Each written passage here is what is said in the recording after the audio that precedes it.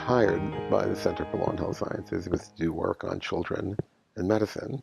So moving into this piece on research with children was sort of a natural for me. It's that I already knew a lot about the history of the law of children and the law of children being able to make decisions and the limitations on parents being able to make decisions. So then the question was, how do you apply that here?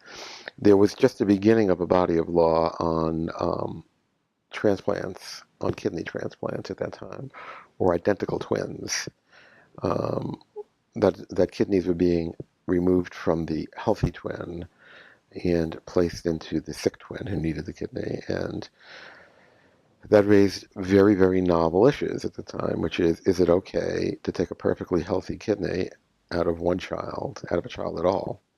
It's just stop there.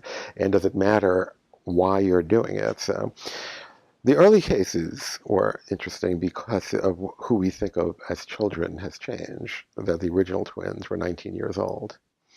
So the fact that the 19-year-old healthy twin said, yeah, I'm ready and willing to do it, didn't matter because it was an infant under the law at the time.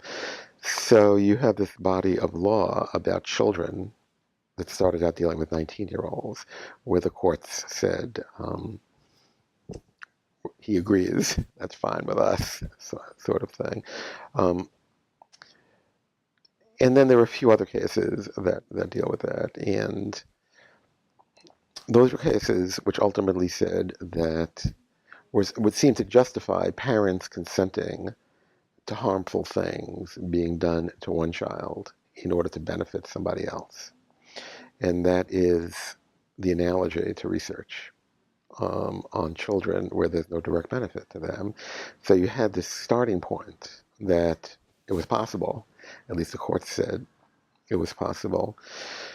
But the analysis was much harder than that because it all happened within families. And when you read between the lines of the court, that seemed to be the decisive factor, not the power of parents or kids. So, so when you read those early cases, and there are early cases, it would be hard to conclude that if a parent said, you could take a kidney out of my kid and send it to a laboratory, that they would say fine. Even though they would say to take a kidney out of your kid to give it to your other kid, it's fine with them. And so one had to begin to read between the lines and see what the real motivations were, since some people were generalizing to it's okay for parents to take the kidneys out of kids. I think that's true, but only for a very limited reason. And then you get into the issue of sort of the power of families and what family means. So it's very interesting, that sort of thing.